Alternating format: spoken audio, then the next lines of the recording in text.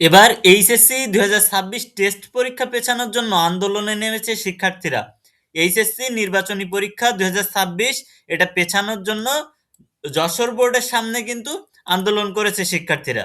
HSC নির্বাচনী পরীক্ষা পেছানোর দাবিতে যশোর শিক্ষা বোর্ড ঘেরাও।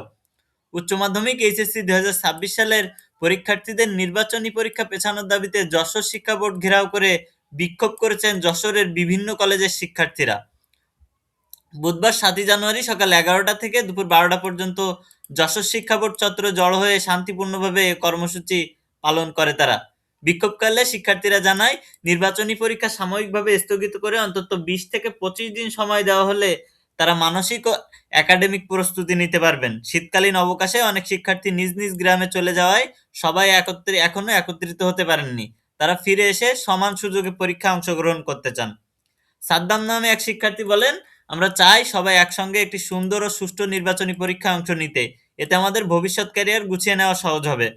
বিক্ষোভে আব্দুর রাজ্জাক কলেজের জাহিন মির্জা এবং এমএসসি কলেজের তানভীর ইসলাম ও সামি সহ বিভিন্ন কলেজের শিক্ষার্থীরা উপস্থিত ছিলেন। শিক্ষার্থীদের বিক্ষোভের মুখে যশোর শিক্ষা বোর্ডের controller professor doctor Abdul Matin বিক্ষোভকারীদের সঙ্গে কথা বলেন। তিনি শিক্ষার্থীদের দাবিগুলো গুরুত্ব সহকারে শোনেন এবং বিষয়টি বোর্ডের ঊর্ধ্বতন কর্তৃপক্ষের সঙ্গে আলোচনা করে প্রয়োজনীয় ব্যবস্থা নেওয়ার আশ্বাস দেন। প্রফেসর ডক্টর আব্দুল মতিন বলেন, শিক্ষার্থীদের দাবি আমরা গুরুত্বের সঙ্গে বিবেচনা করছি। সংশ্লিষ্ট কর্তৃপক্ষের সঙ্গে আলোচনা করে এ বিষয়ে সিদ্ধান্ত নেওয়া হবে। আশ্বাস পাওয়ার পর শিক্ষার্থীরা কর্মসূচি প্রত্যাহার করে, তবে দাবি বাস্তবায়ন না হলে ভবিষ্যতে আরও কঠোর আন্দোলনের কর্মসূচি দেওয়ার হুঁশিয়ারি দেন তারা। তারা হচ্ছে যারা এবার বিভিন্ন রকম করতেছে শিক্ষা বোর্ড, যে এক এক সময় এক এক রকম নোটিশ প্রকাশ করতেছে নির্বাচনী পরীক্ষা নিয়ে।